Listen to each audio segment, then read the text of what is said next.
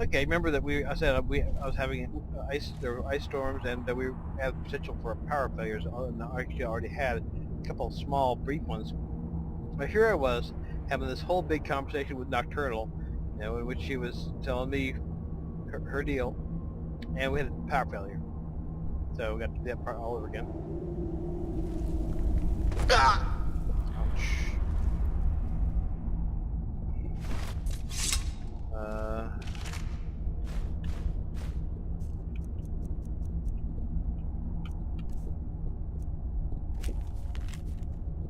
I can't believe it. I came all this way, saw all these ridiculous riddles just to end up here.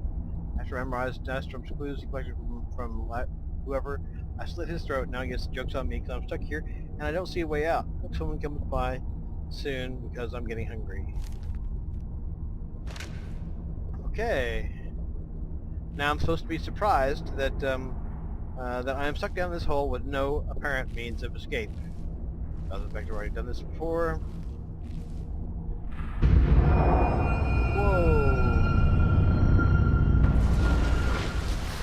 Ah!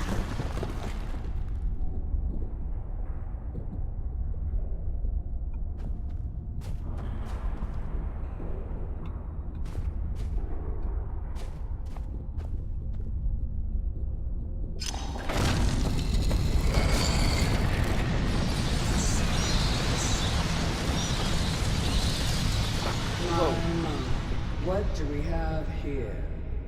It's been a number of years since I've set foot on your world. Or perhaps it's been moments.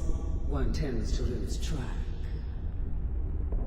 So, once again, the key has been stolen, and a champion returns it to the sepulchre.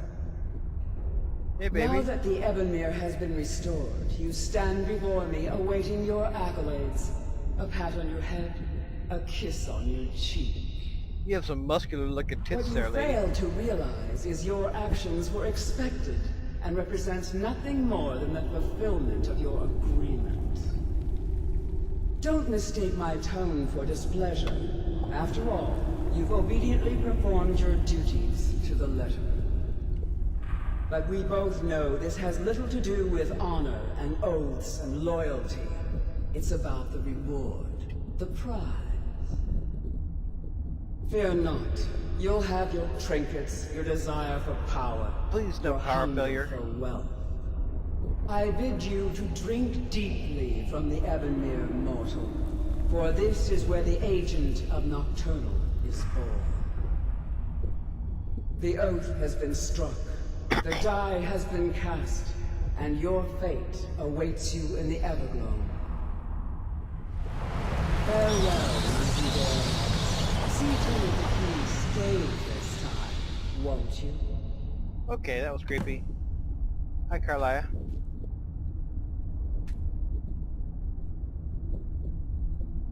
Are you suitably impressed? I'm glad you were able to bring the key back safely.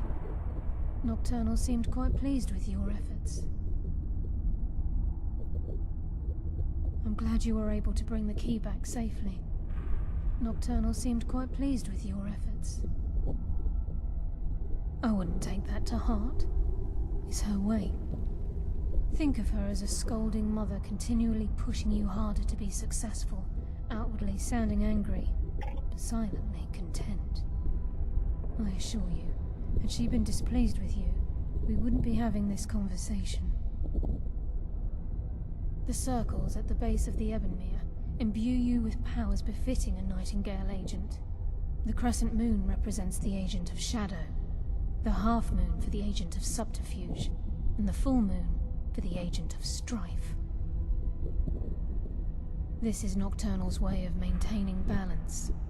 If you ever feel the need to change your abilities, you can return to the sepulchre and step onto a different circle. Be warned that once you've chosen, you can't reselect for at least a day. Now, your life as a Nightingale begins.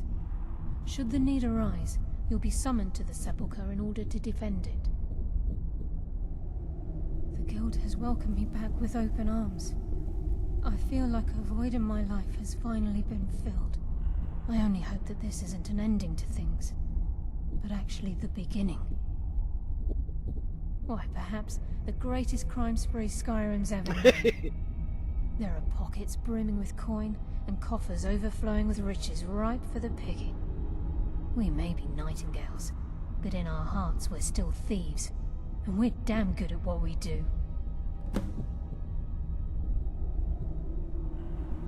The agent of subterfuge utilizes shadow to cloud the judgment of those around him. By weaving the darkness to their will, this agent can manipulate others into fighting for the Nightingale for a limited time. This agent of strife can send forth a tendril of pure darkness into the heart of another, causing great injury to them.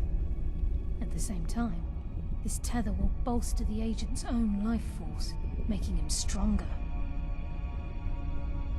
The agent of stealth is the master of remaining unseen. They are able to manipulate the darkness and use it to their advantage. On moonlit nights or in darkened rooms, this agent literally becomes invisible. She's the mistress of night and darkness, and the patron of every thief in Tamriel. Nocturnal isn't one for worship and reverence. There are no priests and no sermons, no services, and no alms. She influences our luck, and in return, demands payment. You're closer to understanding than you realize. The only difference is she doesn't demand payment in the traditional sense, and sometimes the cost can be quite high. Whether you know it or not, Nocturnal dictates how well we perform as rogues. Again, you have to think differently. Haven't you ever noticed how our luck behaves? Like a novice picking an impossible I can lock, just see myself having or a power blind failure man right suddenly now and having to turning do it face all you over as you again. reach for his pocket. It's through these subtle means that Nocturnal influences us. Nocturnal's whim is the greatest mystery to everyone. There have been volumes written on the subject. Does she exact payment when we die? When we suffer? Does she revel in our misery? No one knows. The return certainly seems worth the risk, though. Choose your path, and your journey will be complete. Okay. F5. Okay.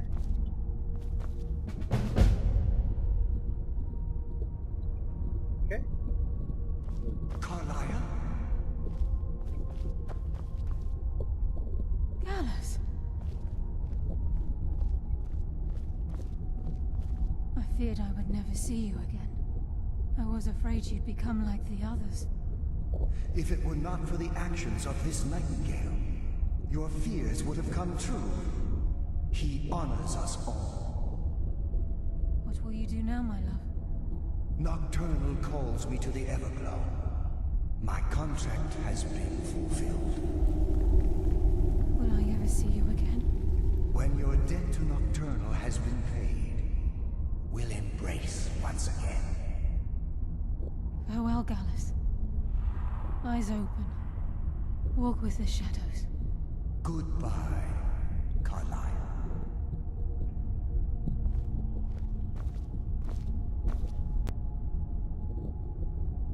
Okay, that's it. So...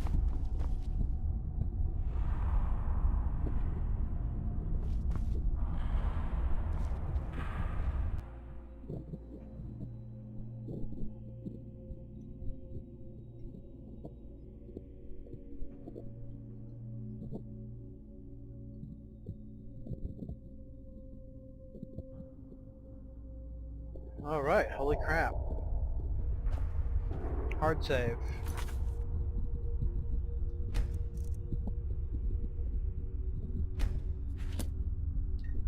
Alright, phew.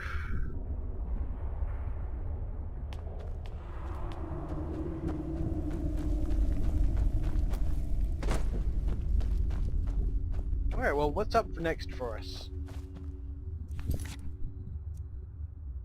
Well, that quest has been satisfied?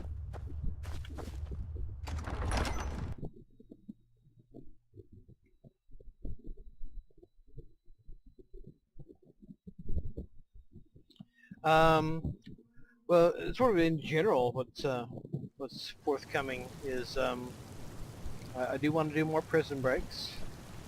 Pop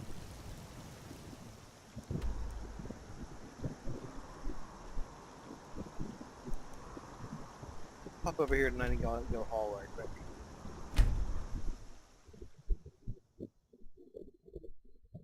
I want to do more prison breaks.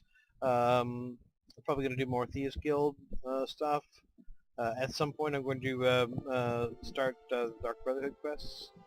Maybe I may hold off on that for a while. I really sort of what I want to do is I want to go around Skyrim picking pockets and breaking out of jails. Oh, fuck you, dragon. And that's my first preference is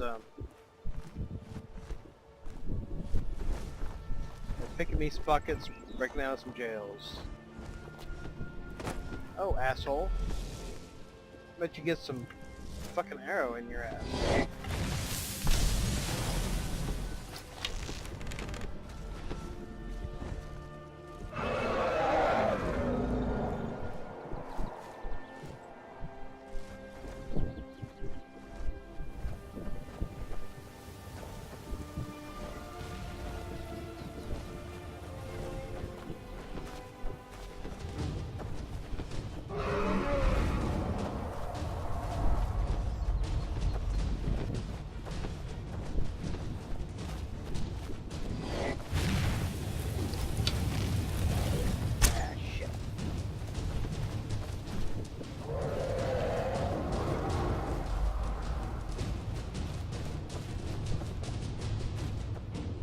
To die.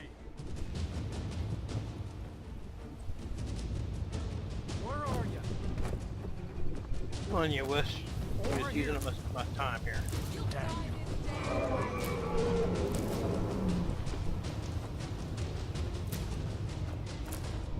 Come on, fight me, pussy. Slay the dragon. Come on, you. You can't hide from me. Fine, I'll track you down, asshole.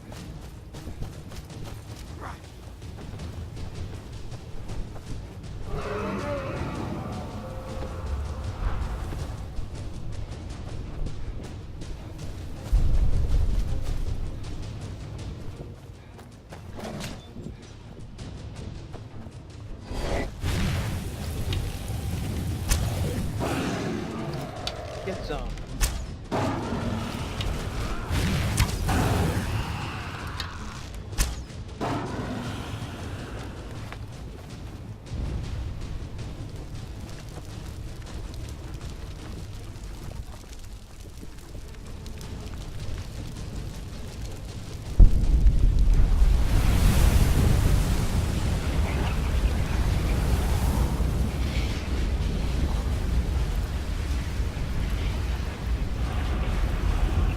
Loots.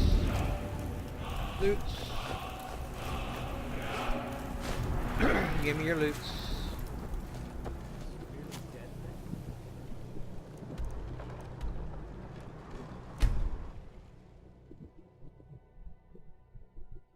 Okay, we may have a power failure at any moment, so maybe I will bid you adieu now, and we'll sort of just see how it goes.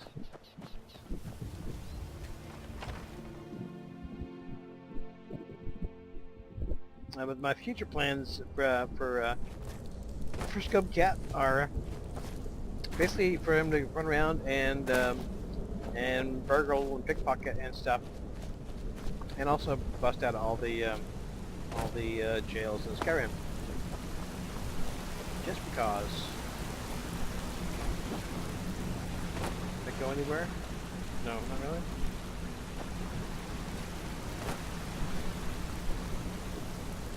Everyone seems to like the whole cave aesthetic. I'm not that keen on that.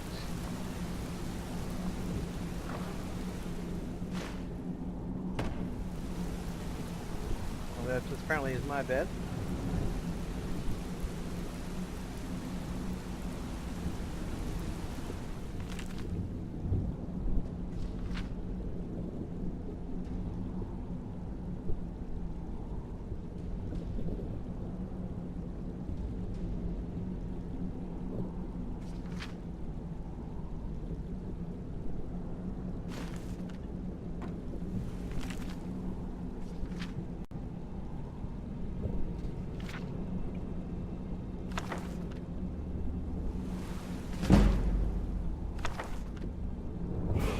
Do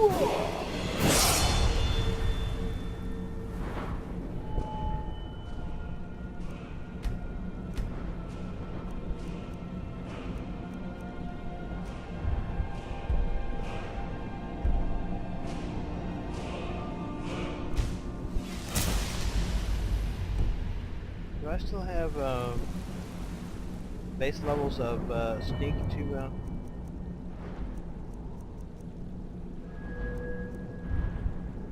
Nope, I am 5 of 5.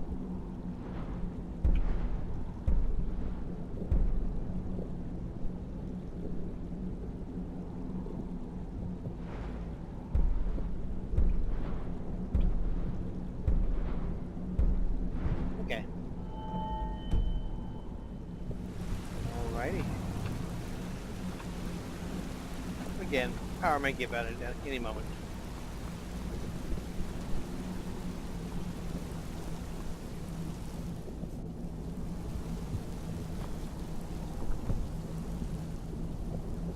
The eyes there are kind of creepy. I don't know how they achieve that.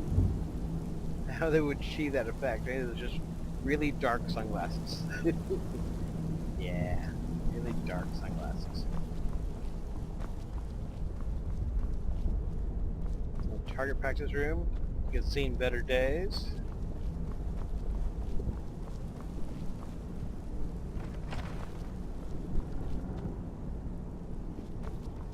A bedroom that also looks like it's seen better days.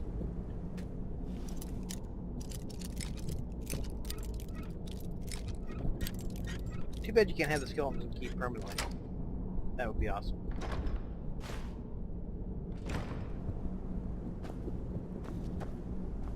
I mean, actually you can equip it through console, but the cheatsy doodles, little cheatsy doodles.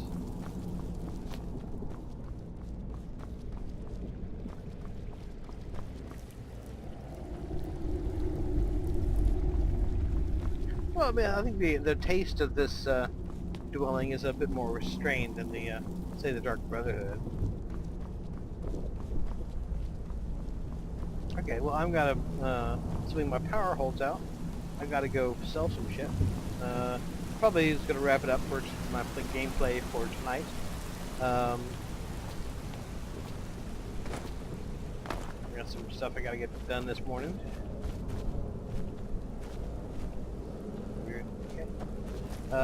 So until next time, hasta la vista. Adios. Creepy eyes. Creepy armor. Okay, goodbye.